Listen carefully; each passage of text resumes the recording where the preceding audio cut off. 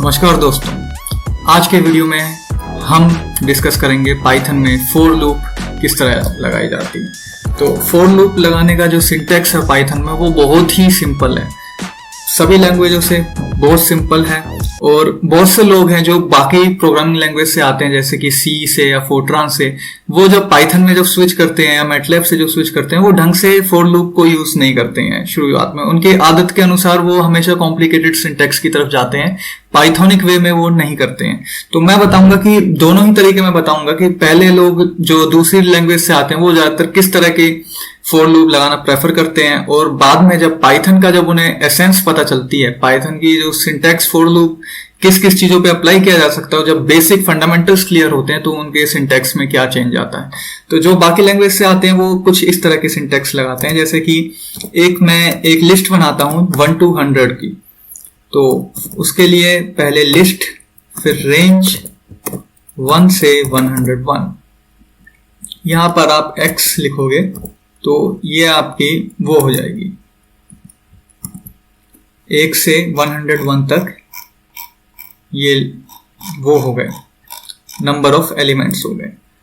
Length of x देखोगे तो ये हो गई 100। ओके, तो कुछ कई बार क्या होता है, हमारे रैंडम जनरेट करना होता है, रैंडम नंबर जनरेट करने होते हैं। तो यहाँ पर अभी मैं मैन्युअली जनरेट कर देता हूँ, बाद में जब हम numpy बताएंगे तो हम बताएंगे कि ये ऑटोमेटिकली भी जनरेट किया जा सकता है। वैसे भी पाइथन में एक और लाइब्रेरी है मॉड्यूल, बट उसके लिए मैं अलग से सेक्शन बनाऊंगा कि इंपोर्ट लाइब्रेरीज किस तरह करते हैं, किस तरह कर सकते हैं, या वो किस तरह करते हैं। तो अब हम देखेंगे, ये अगर रेंज फंक्शन के बारे में आप जानना है तो एक मैंने अलग से वीडियो बनाया बिल्ट इन फंक्शंस, उसमें आप जाके देख सकते हैं। तो ये हो गया है, x को हमने इस तरह डिफाइन किया है। ओके, अब मुझे काम करना है कि इसकी एक एक वैल्यू मुझे प्रिंट करानी है, ये हमारा टास्क है। अब इस टास्क को जो लोग दूसरी प्रोग्रामिंग लैंग्वेज से आए हैं वो किस तरह करते हैं, आइए देखते हैं। पाइथन का जो फॉर का सिंटैक्स है फॉर लूप का, वो कुछ इस तरह का होता है, फॉर आई इन, यहां पर इटरेबल आता है, किसी भी रेंज में इटरेट कर सकते हैं। तो वो इस तरह करेंगे, सबसे पहले तो वो इसकी लिस्ट बनाएंगे, लिस्ट में फिर वो रेंज लिखेंगे, और रेंज में पहले वो लेंथ ऑफ x देख लेंगे, लेंथ ऑफ x कितना है, x है 8, तो इसके 8 मेंबर्स, तो या तो वो डायरेक्ट 8 लिख देंगे, और अगर थोड़ा और जनरलाइजेशन में लिखेंगे कि x कोई भी एरे हो तो यहां पर लेंथ ऑफ x लिख देंगे। ठीक है, अब यहां पर वो प्रिंट करेंगे, अगर वो सिर्फ i प्रिंट कर देंगे तो क्या होगा, देखो 1 to 7 प्रिंट हो गए, लेकिन हमें तो चाहिए था ये 35, 24, 33 ये। तो जैसे कि मैंने लिस्ट इंडेक्सिंग में आपको पहले बताया था, xi करेंगे तो यहां पर xi0 जो 35 है, xi1, xi2, x3, x4 इस तरह प्रिंट हो जाएगा। ये प्रिंट हो गया। हालांकि सिंटैक्स ये भी सिंपल है, लेकिन ये पाइथोनिक वे नहीं है, ये फिर भी देखिए कितना कॉम्प्लिकेटेड लिख रहा है, लग रहा है ना, बहुत complicated. This is not the Python way to do it. Python में क्या है कि जब आप फॉर लूप लगाएंगे तो सिंटैक्स बहुत ही सिंपल होगा। ये इतना सब कुछ लिखने की जरूरत क्या है, इतनी सब कुछ बकवास लिखने की जरूरत क्या है, यहां पर आप सीधा x क्यों नहीं लिख देते। तो ये वो तरीका है जो आपको एक्सपीरियंस के साथ आएगा, और जब ये फिलोसफी मालूम होगी तो आपका सिंटैक्स ड्रामेटिकली चेंज होगा, और हर जगह, हर प्रोग्राम में, हर लाइन में आप पाएंगे कि लाइनों की बचत हो रही है और क्लैरिटी आ रही है और डिबगिंग इजी हो रही है। ये सब करने के लिए बस सिर्फ आपको इतना करना था, for I in x print i। देखिए ये सेम रिजल्ट, ये है पाइथन का तरीका। तो देख रहे हो कितने मतलब छोटा सिंटैक्स है, 1 2 3 4 5 शब्दों में आपके ये पूरी फॉर लूप लग गई है। लेकिन जो बाहर से आते हैं उन्हें क्या रहता है, उन्हें यही चीज काफी सिंपल लगती है कि उन्हें लूप को शुरू नहीं करना पड़ रहा और एंड नहीं करना पड़ रहा, हालांकि वो ये चीज मिस कर जाते हैं। This is the beauty of Python. तो ऐसा क्यों होता है? क्योंकि ये जो x है ये कुछ भी हो सकता है, ये लिस्ट भी हो सकती है, इस एग्जांपल में ये लिस्ट है, ये टपल भी हो सकता है, ट्यूपल, और डिक्शनरी भी हो सकती है, यहां तक कि स्ट्रिंग भी हो सकती है। ये x can be any iterable. तो अगर जैसे स्ट्रिंग लेके चलते हैं फॉर आई इन, अब मैं x की जगह डायरेक्ट यहीं पाइथन लिख देता हूं, for I in Python print I. तो ये देखिए एक एक लेटर इसका प्रिंट हो गया। तो अगर आप इसी को, अगर आपको C या किसी और लैंग्वेज में लिखना होता तो पहले तो आपको यही x को पाइथन डिफाइन करना होता, और फिर यहां पर क्योंकि आप स्ट्रिंग में तो लूप लगा नहीं सकते, तो आपको कुछ इसमें इसी तरह ही, जैसे कि ये पुराना एग्जांपल है उसी तरह ही लिखना पड़ता। पहले आप लिस्ट बनाते, लिस्ट में रेंज बनाते, और देखा जाए तो वैसे रेंज को आप डायरेक्ट यूज कर सकते हैं पाइथन में, लिस्ट लिखने की जरूरत नहीं है। Range of length of x, और यहां पर प्रिंट xi।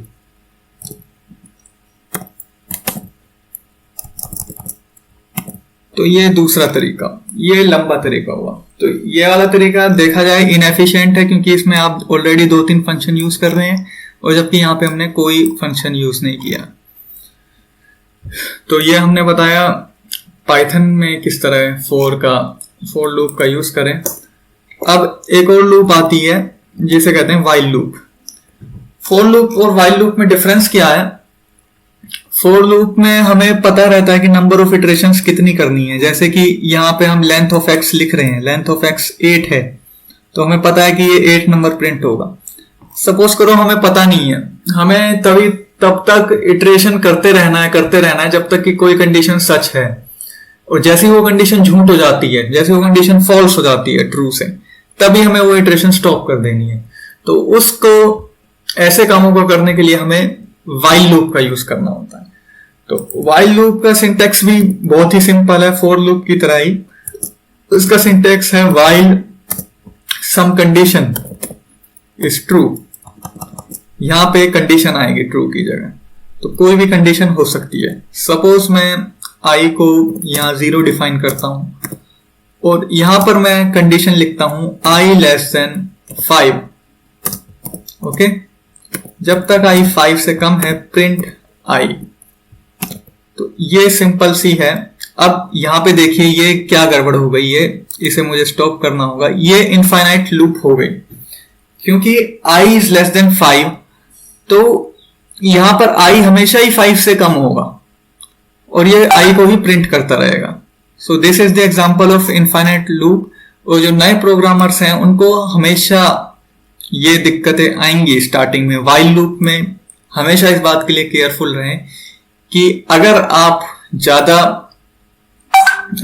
केयरफुल नहीं रहे और बहुत ज्यादा छोटा सिंटेक्स लिखे हैं, जैसे कि फॉर लूप में आप 2 लाइन से काम चल गया, यहां पर 2 लाइन से काम नहीं चलेगा, 1 लाइन और एक्स्ट्रा लिखनी पड़ेगी। अगर 2-3 लाइनें लिखोगे तो चांस है कि आप इनफाइनाइट लूप में चले जाओगे। देखिए 0-0 प्रिंट कर रहा है। अब इससे क्या पता चल रहा है कि i हर बार 0 ही है और 0 ही 0 होता जा रहा है। तो इस लूप को तोड़ने का एक ही तरीका है कि i को हम किसी तरह बढ़ाते गए, i की वैल्यू को हमें बढ़ानी पड़ेगी। तो यहां पर हम i को लिख सकते हैं i+1, जिससे ये लूप इतना ज्यादा नहीं बढ़ेगा और हमें प्रोग्राम को एंड नहीं करना पड़ेगा। तो जैसे ही हमने ये लिखा, देखिए 4 के बाद जब i की वैल्यू 5 हुई, इसने ये कंडीशन चेक की, फॉल्स हुआ तो इसने प्रिंट नहीं किया। अगर मैं यहां पर अब प्रिंट करता हूं i को इसके बाद, तो क्या डिफरेंस आएगा? अभी देखिए 5 प्रिंट नहीं हुआ था, अब मैं करूंगा तो 5 प्रिंट हो जाएगा, क्योंकि यहां पे i की वैल्यू बढ़ चुकी है और बढ़ने के बाद जब प्रिंट किया है तो ये 5 से कम है, तो इसलिए 5 प्रिंट हो गया। तो इसमें यहां पे ये भी देखना जरूरी है कि हमें एक जगह पे कहां से कौन सी वैल्यू बढ़ रही है और कौन सी नहीं बढ़ रही।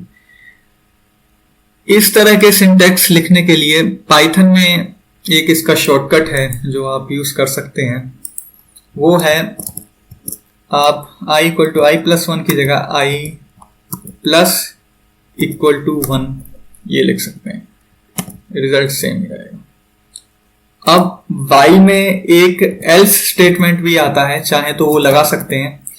else स्टेटमेंट ये कहता है कि जब ये कंडीशन फॉल्स हो तब आपको क्या प्रिंट करना है। Now loop has broken, something like this हम प्रिंट कर देते हैं, और ब्रेक होने पर i की वैल्यू क्या है वो भी हम लिख देते हैं। तो ये i बढ़ता गया, जैसे ही i की वैल्यू 5 हुई ये वाली कंडीशन फॉल्स हुई और यहाँ पे लूप टूट गई और 5 प्रिंट हो गया। एक तो ये हुआ। और क्या तरीका हो सकता है while लूप से बाहर आने के लिए, तोड़ने के लिए? एक दो स्टेटमेंट के बारे में हम बात करेंगे, जैसे फॉर लूप और while लूप चल रही हैं, इनमें से हमें कुछ ब्रेक करना है। तो इसी तरह ही हम i इक्वल टू 10 कर देते हैं और यहां पर while i लेस देन 15,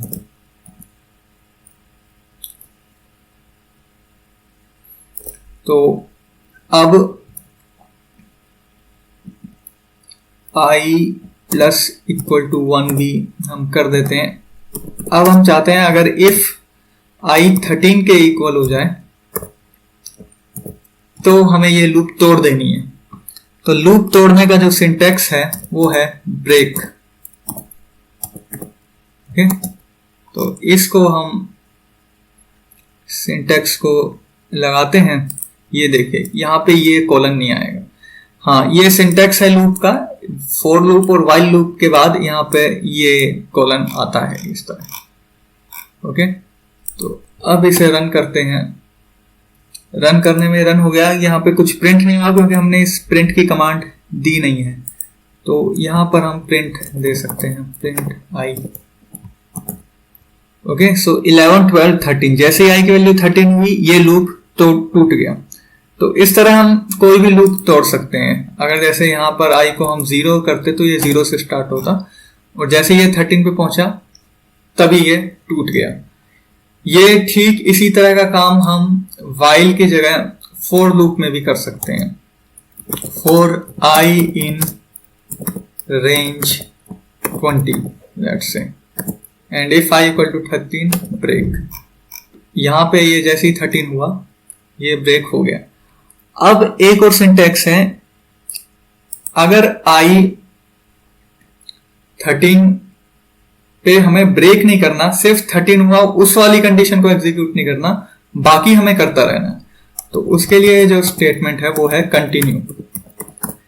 इसमें जैसे ही i 13 होगा वो वहां पे प्रिंट नहीं होगा, उसके बाद सिर्फ वही वाला फॉर लूप ब्रेक होगा, उसके बाद दोबारा फॉर लूप चलता रहेगा। अगर i 13 हुआ तो यहाँ पे 13 प्रिंट नहीं होगा, बाकी सब प्रिंट होंगे। ठीक है, तो यहाँ पे देखो ये 13 मिस हो गया। अब जरूरी नहीं कि ये इसी तरह की कंडीशन हो, यहाँ पे आप चाहते हैं कि इवन नंबर कोई प्रिंट ही ना हो, तो इफ i in, यहाँ पर आप सभी इवन नंबर लिख सकते हो। अगर i in में से कोई सा भी नंबर हो, 2, 4, 6, 8, 10, सपोज इन 5 में से कोई भी नंबर हो तो वो कंटिन्यू हो जाए। तो आप देखिए यहाँ पे 2, 4, 6, 8, 10 गायब हो गए हैं क्योंकि if i in this continue. अगर यहाँ ब्रेक लिखते हैं तो क्या डिफरेंस आएगा? तो ये जैसे ही ये कंडीशन ट्रू होगी, और ये ट्रू कब हो जाएगी? ये ट्रू तभी हो जाएगी जैसे ही i 2 होगा। तो देखिए 0 और 1, ब्रेक में वो पूरा लूप ब्रेक हो जाता है, कंटिन्यू में सिर्फ वो कंडीशन एग्जीक्यूट नहीं होगी और उसके बाद वो कंटिन्यू हो जाएगा। तो ये था हमारा फॉर लूप का लेक्चर, फॉर, व्हाइल, ब्रेक और कंटिन्यू स्टेटमेंट। तो ये वीडियो उम्मीद है आपको पसंद आई होगी। आप ये पाइथन के नए और इजी सिंटैक्स के बारे में जाने होंगे। वीडियो ऐसे अच्छी लगी हो तो इसे लाइक कीजिएगा, शेयर कीजिएगा अपने दोस्तों के साथ और सब्सक्राइब कीजिएगा। इसके साथ साथ ही एक फेसबुक पे ग्रुप बनाया है, आपकी कोई प्रॉब्लम हो पाइथन में तो ग्रुप में पोस्ट कीजिए, ग्रुप को ज्वाइन कीजिए। और